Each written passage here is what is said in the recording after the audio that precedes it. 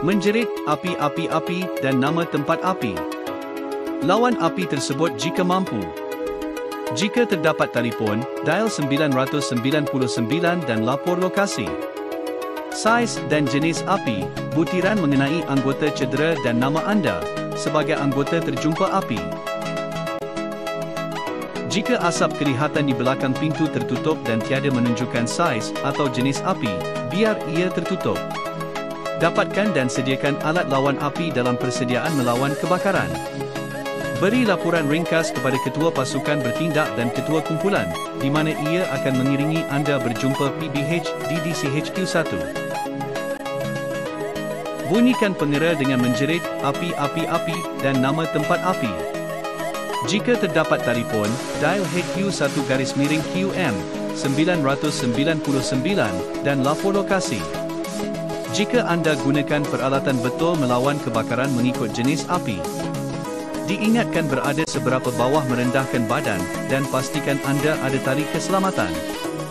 Beri laporan ringkas kepada ketua pasukan bertindak dan ketua kumpulan, di mana ia akan mengiringi anda berjumpa PBH di DCHQ1.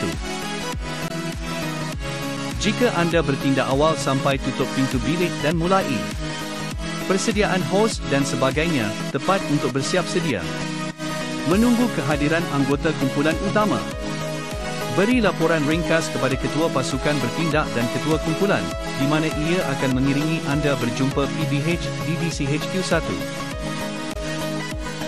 Alih anggota cedera ke tempat selamat dan jauh dari tempat kebakaran. Fikirkan suhu api boleh dihalang dari merebak. Jika kejadian boleh dikawal dengan cepat.